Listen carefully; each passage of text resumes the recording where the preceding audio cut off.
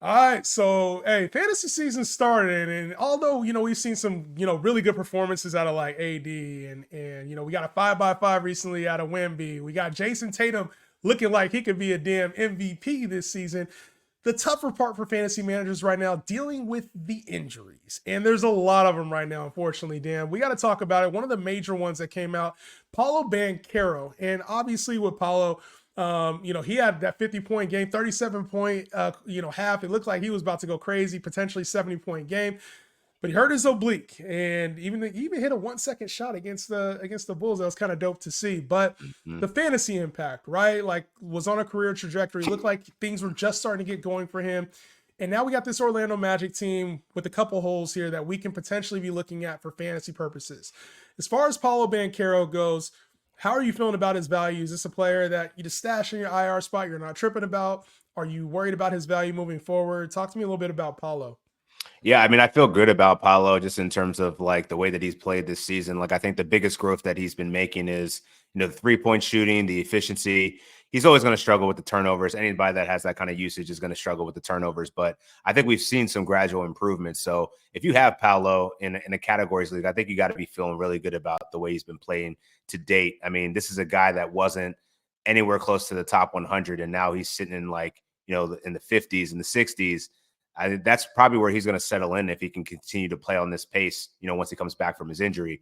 For points leagues, though, I mean, Paolo was a top 10 player. I mean, he's number 8 in fantasy points per game. Obviously, that's blown up by that 50-point outing that he had, damn near triple double.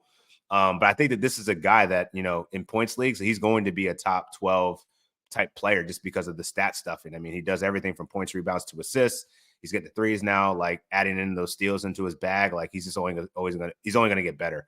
In the meantime, though, I think fantasy managers should probably be looking at Anthony Black, young dude, but he can play multiple positions. They're going to be needing him, and if you keep on like listening to anything regarding the Orlando Magic, the beat writers, the coaching, they've been hyping up Anthony Black all offseason. Paolo too. Like, that was the first person he was looking at when he dropped that 50-point game in overtime. So I would pick up Anthony Black sooner rather than later because I think he's just maturing. If you look at his fantasy game, man, very versatile, does the stocks, can contribute in rebounds and assists, won't score much, but does pretty much everything. And then also Jonathan Isaac, a guy that's just gotten healthy. We know what he can do, at least in a permanent basis, man. He's always tracking to be one of the more efficient forwards out there because he gets so many stocks. So take a look at those guys if you're in a pinch.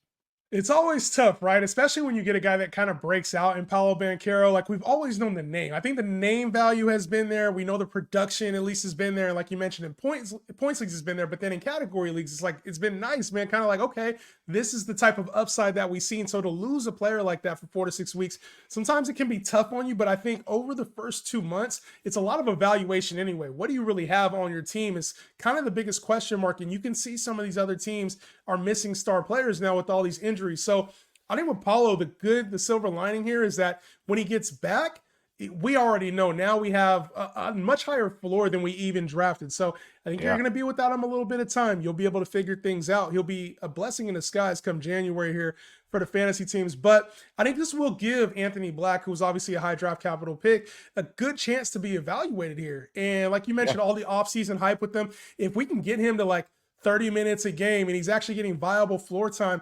And now we can start to see what kind of player is Anthony Black. This could be more than just while Paulo's out. This could be a player that earns a new type of role during this absence. So I really Yeah. do like Anthony Black. And then, Jonathan Isaac, I think that's kind of more of maybe your deeper league pickup, but some potential there. Do you think Jonathan Isaac has a chance to be like rosterable even after Paulo gets back, or is this a short-term thing? No, I think this is probably more of a short-term thing. And I mean, it's not like the Orlando Magic don't run a deep rotation anyway. Like, Isaac was going to be playing, 15 to 20 minutes, regardless of whether Paolo was hurt or not. They just might just give him a couple more minutes in certain matchups. But Anthony Black is certainly the one you want to target. I mean, he's averaging 2 stocks already per game, and he's tracked as a guard. Yeah. So you're not going to like that positional advantage right there is enough for me to roster him. And then actually, I'd also say Cole Anthony was their like sixth man for much of. I'd say it's probably a combination of him and Gary Harris, but like Anthony Black has lead both of those guys. Like, he's the first one that Jamal Let me Mosey's ask you going to. this. Let me ask you this, because it's easy to obviously to get hyped up, and this is short term. It's short term in retrospect. It's probably going to be a short term thing, right? But what's the upside here for a guy like Anthony Black? Because this team, I mean, Paulo was the team. Like when you talk about usage and when you talk about what he does for this team, it's LeBron-esque, right? Where he Yeah, does it so is. much with the ball and does so much within his opportunities that there's going to be a really big void on this team when it comes to like his scoring, even just pushing the ball, rebounding. Is Anthony Black a guy that can come in and actually have like staying power in the lineup, or do you think this is going to be more of like a week to week, game to game type feel for him? Because it feels like there might be some additional opportunity that we're not even like counting, like we're not like really thinking about here. Yeah, I don't know if he's given the opportunity to showcase what he can do offensively. Like, I think he's been more willing to shoot, but like he hasn't had to because, he's oftentimes having to create and facilitate for Paolo and Franz Wagner and others. So, I mean, I'm curious to see, like, I think most of this usage is going to go to Franz Wagner and probably Jalen Suggs.